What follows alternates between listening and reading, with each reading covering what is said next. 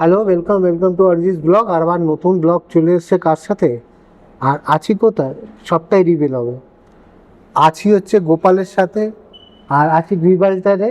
আর গোপাল 2026-এ শক্তি সম্মান পেয়েছে। গোপাল, কেমন লাগলো অনুভূতিটা?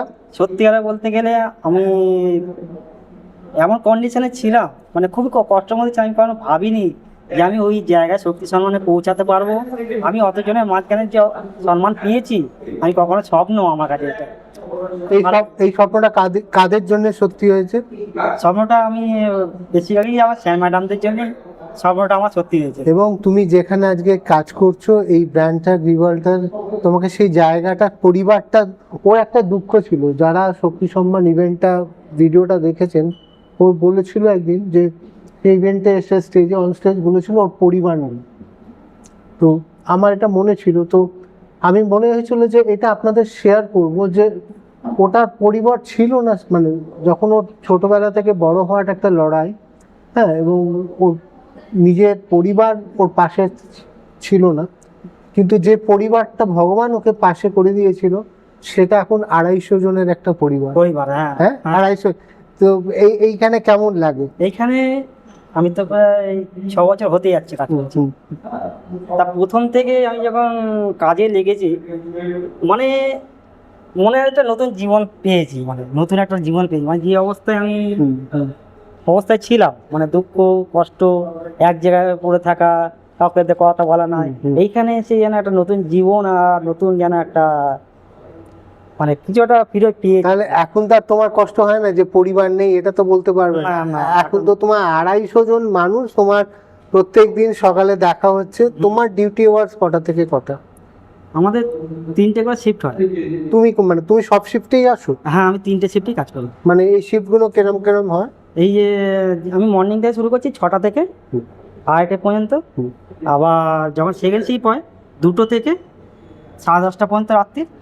আবার যখন নাইট হয় 10টা থেকে 6:30 পর্যন্ত। আমি 3টে শিফটেই কাজ করি। তুমি গ্রিবাল্টারে এখানে তোমার মেইনলি তুমি কি কাজটা করো এখানে? এইখানে আমি অ্যাকচুয়ালি এই হালপিলে একটু মেশিন চালানো শিখেছি। তাহলে আমি যখন প্রথমে এসেছিলাম স্যারেরা মুখ জোড়াতেই দিয়েছিল, মানে একটা মেশিন থেকে মাল বেরোবে, তার মুখটা জয়েন্ট মুখ থাকে না, খালি একটা তার বেঁধে দেওয়া। তারপরে আস্তে আস্তে একটু আধটু মানে শিখেছি সবার দেখে। যেহেতু তোমার পায়ের ক্ষেত্রে সমস্যা, তোমার পুরো নির্ভরশীল হচ্ছে দুটো হাত, দুটো হাতের উপর। হ্যাঁ, দুটো রাতে। তো তুমি 6 বছর আগে যেখান থেকে এই কাজ শুরু করেছিলে, 6 বছর পর তুমি তো একটা উন্নতির দিক দেখেছো।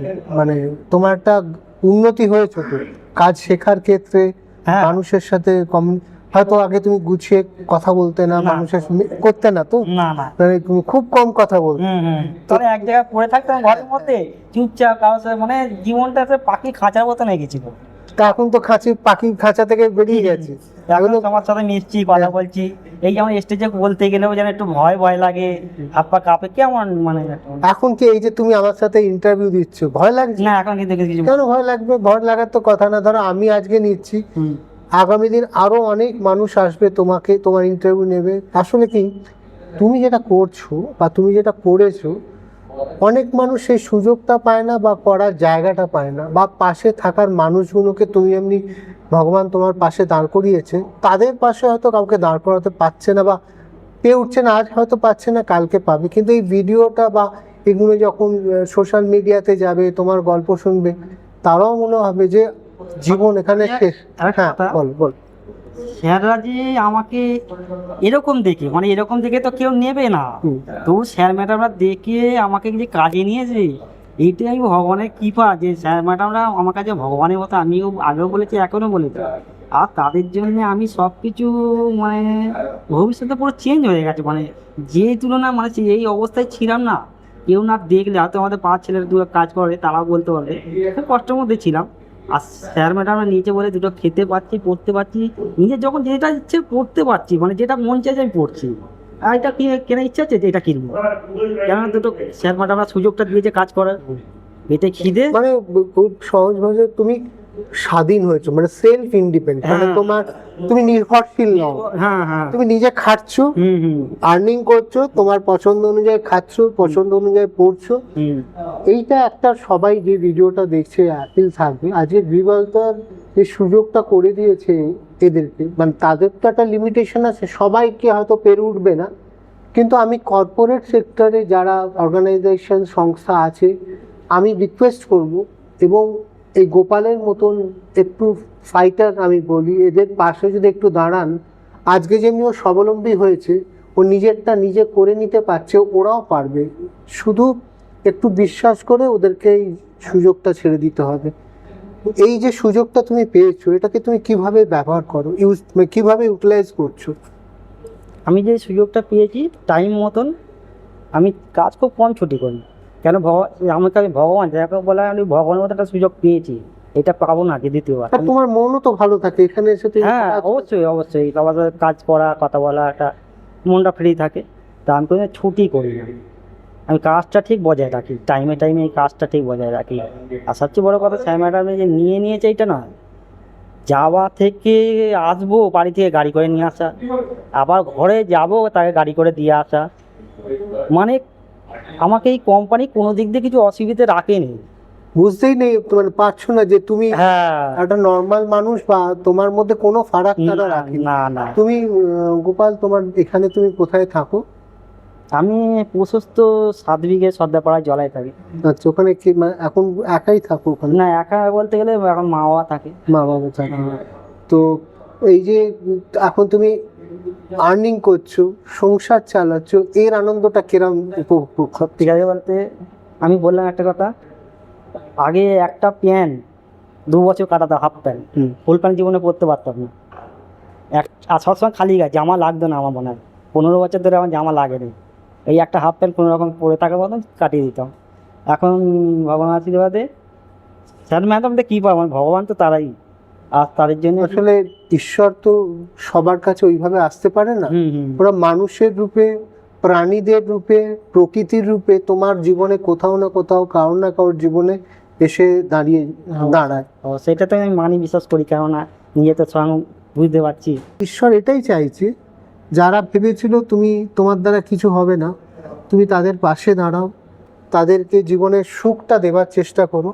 একদিন ওরা বলবে, ওরা নিজেদের মুখ দিয়ে বলবে যে তুই আমার সঠিক সন্তান, যে আমার দুর্দিনে তুই আমাদের দেখাশোনা সব কিছু তুই করছিস, একটা যোগ্য সন্তান হয়ে ওঠো তুমি।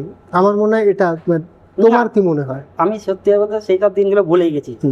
যখন যেটা খাওয়ার নিয়ে আসি, এই ধর পুজোর সময় কিছু দিলাম, জামা কাপড় কিনবে, মানে আমি সংসারের যাবতীয় কারেন্টের বিল, তারপরে তুমি তো এখন মালিক, হ্যাঁ হ্যাঁ তুমি তো সংসার চালা, সবই আমি মানে ছেলে হিসেবেও এখন সব দায়িত্বটাই করছে।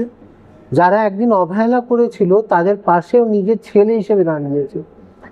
তো আজকে এটাও যেমন একটা লেসন, মানে কোনো বাচ্চাকে অবহেলা করবেন না, সাপোর্ট করবেন।